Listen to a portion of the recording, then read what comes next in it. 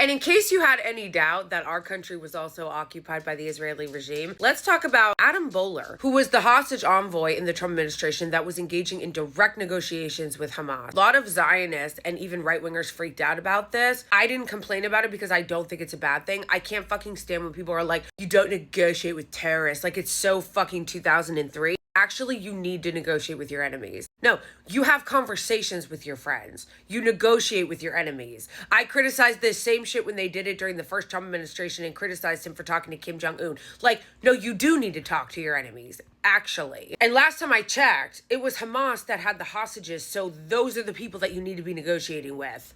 So he was doing that, and he said the most amazing thing the other day on CNN with Tapper Jake, who is a lunatic Zionist propagandist, and you can see all over his face how upset and offended he is that Adam Boehler says this. Listen. Netanyahu, Dermer, others might be upset. I do understand. I spoke with Ron, and I'm sympathetic.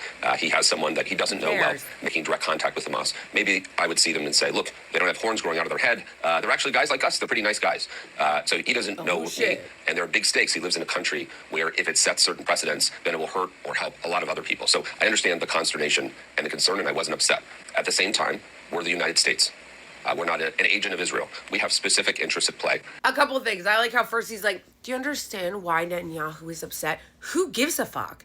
This is a serious negotiation, bitch. I don't give a fuck if this hurts Netanyahu's feelings. Second of all, I love Tapper Jake's face when Adam Boehler says they're pretty nice guys, referring to Hamas. Like, they're just regular guys. Like, they don't have horns growing out of their head. Tapper Jake's face. Tapper Jake's face. By the way, YouTube, this is a news story. This was on the news. Him getting fired is pretty major news. And he's the one who said that, okay? He's the one who said that, so leave me the fuck alone. But let's talk about why he really got fired, okay? It wasn't even because of what he said about Hamas. He really got fired because he said we're not an agent of Israel and we have our own interests, which should be true and should not be controversial. Are we an agent of the Israeli regime, or are we our own country with our own interests? The fact that he said that on national TV was amazing. I was like, yes, more of this, please. Fired. They got a call from their actual bosses because apparently we are an agent of the Israeli regime and we don't have our own interests. Our interests are their interests. They want us to go to war with Iran.